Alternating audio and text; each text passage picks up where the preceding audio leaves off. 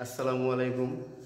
দূরের এবং কাছের বন্ধুরা যে যেখান থেকে আমার ভিডিও দেখছো সবাইকে স্বাগতম। আজকে রসায়নের ক্লাস নবম দশম শ্রেণীর দ্বিতীয় অধ্যায়ে মোমবাতি প্রজ্বলন নিয়ে কিছু কথা বলবো। মোমবাতির প্রজ্বলন কি, এটা হলে কী ধরনের অবস্থা তৈরি হয় সেটার বিষয়ে। মোমবাতি কি সেটা আগে আমরা জানি। মোমবাতি হচ্ছে এক ধরনের হাইড্রোকার্বন। হাইড্রোকার্বন হচ্ছে কার্বন এবং হাইড্রোজেন দ্বারা গঠিত জৈব যৌগ, যার মধ্যে কার্বন এবং হাইড্রোজেন থাকে। অর্থাৎ মোম হচ্ছে এক ধরনের হাইড্রোকার্বন। এই মোমকে যদি আমরা পোড়াই বা দহন করি সেক্ষেত্রে আমরা কি কি অবস্থা দেখতে পাই সেই বিষয়টা দেখব। প্রথমে একটা মোমকে নিয়ে যখন আমরা মোমটা জ্বালাই সেখানে কি দেখতে পাই তাপ তৈরি হচ্ছে, আলো তৈরি হচ্ছে। অর্থাৎ মোমবাতি জ্বালালে সেখান থেকে তাপ এবং আলো আমরা দুটো পেয়ে থাকি। সেক্ষেত্রে কি হয়, কঠিন মোমটা গলে যায়। বোর্ডে তোমরা দেখতে পাচ্ছ, আমরা যখন একটা মোমকে জ্বালাই তখন দেখতে পাই কি কিছু মোমটা তরলে পরিণত হয় এবং এই মোমটা কঠিন অবস্থায় থাকে। অর্থাৎ যখন মোমে সুতাতে আগুন দেওয়া হয় হাইড্রোকার্বনটা আস্তে আস্তে আস্তে আস্তে গলে যায়। গলে যাওয়ার পরে তরল মোমে পরিণত হয় এবং এই তরল মোমটা তাপের ফলে আবার বাষ্পে পরিণত হয় এবং সর্বশেষে যখন মোমটা একদম পুরোপুরি গলে যায় তখন দেখতে পাই পুরো যে মোমটা ছিল মোমটা থেকে অনেক কম সংখ্যক মোম পাওয়া যায়। অর্থাৎ এখানে ঘটনা কি ঘটে, কিছু মোম গলে আবার কঠিন হয়েছে, কিছু মোম তরল হয়েছিল, আবার কিছু মোম বাষ্পে পরিণত হয়েছে। অর্থাৎ এই মোমের দহনে আমরা তিন ধরনের অবস্থা দেখতে পাই। এখন আমরা দেখব গলন ও স্ফুটন কি। প্রথমে আমরা গলনটা দেখি। গলনটা কি?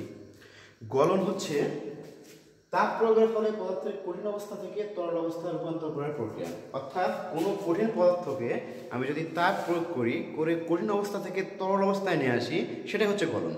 কোনো কঠিন পদার্থকে তাপ প্রয়োগ করে কঠিন অবস্থা থেকে তরল অবস্থায় নিয়ে আসার যে প্রসেস সেটার নামই হচ্ছে গলন। তাহলে গলন হচ্ছে একটা প্রসেস, সেই প্রসেসটা কি তাপ প্রয়োগের ফলে কঠিন অবস্থা থেকে তরল অবস্থায় রূপান্তর করার প্রক্রিয়া। তো যদি পরীক্ষায় আসে গলন কি, তাহলে আমরা লিখব তাপ প্রয়োগের ফলে পদার্থের কঠিন অবস্থা থেকে তরল অবস্থায় রূপান্তরের প্রক্রিয়াকে গলন বলে। তো গলন জানলাম, গলনাঙ্কটা কি? আমরা গলনাঙ্ক বারবার এই শব্দটা আমাদের খুবই পরিচিত, কিন্তু এই সংজ্ঞাটা আমরা হয়তো অনেকেই জানি না। গলনাঙ্ক হচ্ছে এক বায়ুমণ্ডলীয় চাপে, একটু লক্ষ্য করো, এক বায়ুমণ্ডলীয় চাপে তাপ প্রয়োগে, এক বায়ুমণ্ডলীয় চাপে তাপ প্রয়োগের ফলে যেই তাপমাত্রায় কোনো কঠিন পদার্থ তরলে পরিণত হয় সেই তাপমাত্রাকে বলি আমরা গলনাঙ্ক। অর্থাৎ গলনাঙ্ক হচ্ছে একটা তাপমাত্রা। এক বায়ুমণ্ডলীয় চাপে কোনো কঠিন পদার্থকে যেই তাপমাত্রায় কঠিন অবস্থা থেকে তরল অবস্থা রূপান্তর করে ওই তাপমাত্রাকে বলি আমরা গলনাঙ্ক। এছাড়াও গলনাঙ্ক আরেকভাবে বলা যায়, সেটা হচ্ছে যেই তাপমাত্রায় কোনো পদার্থের গলন শুরু হয় এবং গলন সম্পূর্ণ না হওয়া পর্যন্ত ওই তাপমাত্রা বজায় থাকে তাকে আমরা গলনাঙ্ক বলি। অর্থাৎ গলন শুরু হওয়া মাত্রই ওটা শেষ হয় না, ওই পদার্থ সম্পূর্ণ না গলা পর্যন্ত ওর ভিতরে সে একই রকম তাপমাত্রা বজায় থাকে, এজন্য এটাকে আমরা বলি গলনাঙ্ক। ঠিক তেমনি আমরা বলতে পারি, তাহলে বরফের গলনাঙ্ক কত? বরফের গলনাঙ্ক বলতে পারি আমরা 1 অ্যাটমসফিয়ার চাপে 0 ডিগ্রি সেন্টিগ্রেড। অর্থাৎ 1 অ্যাটমসফিয়ার চাপে 0 ডিগ্রি সেন্টিগ্রেড তাপমাত্রায় একটা বরফ গলতে শুরু করে। ঠিক একইভাবে যদি বলি আমরা সোডিয়ামের ক্লোরাইডের গলনাঙ্ক কত, তাহলে আমরা বলবো 1 অ্যাটমসফিয়ার চাপে 801 ডিগ্রি সেন্টিগ্রেড তাপমাত্রায় সোডিয়াম ক্লোরাইড গলতে শুরু করে। এটা সোডিয়াম ক্লোরাইডের গলনাঙ্ক।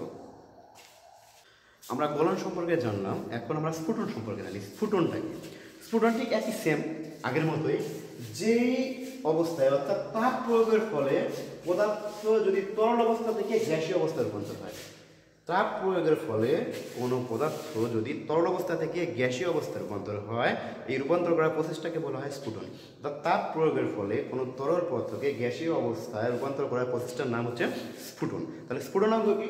স্ফুটনাঙ্ক ঠিক একইভাবে এক বায়ুমণ্ডলীয় চাপে তাপ প্রয়োগের ফলে যেই তাপমাত্রায় কোনো তরল পদার্থ গ্যাসে পরিণত হয় তাকে আমরা বলি স্ফুটনাঙ্ক। এক বায়ুমণ্ডলীয় চাপে কোনো তরল পদার্থ গ্যাসীয় অবস্থায় পরিণত করতে যেই পরিমাণ তাপের প্রয়োজন হয় সেটা হচ্ছে স্ফুটনাঙ্ক। তার স্ফুটনাঙ্ক আরেকভাবে বলা যায়, যেই তাপমাত্রায় কোনো তরল পদার্থ ফুটতে শুরু করে এবং স্ফুটন সম্পূর্ণ না হওয়া পর্যন্ত ওই তাপমাত্রায় বজায় থাকে তাকে আমরা বলি স্ফুটনাঙ্ক। তাহলে বরফের বা পানির স্ফুটনাঙ্ক কত? আমরা বলতে পারি 1 atm চাপে বায়ুমণ্ডলীয়, atm হচ্ছে বায়ুমণ্ডলীয় চাপে পানির স্ফুটনাঙ্ক 100 ডিগ্রি সেন্টিগ্রেড। তাহলে আমরা আজকে কি কি জানলাম? আজকে আমরা জানলাম মোমের গলন। মোমের গলন কি, গলনাঙ্ক কি, স্ফুটনাঙ্ক কি, গলন কি, স্ফুটন কি। ধন্যবাদ সবাইকে।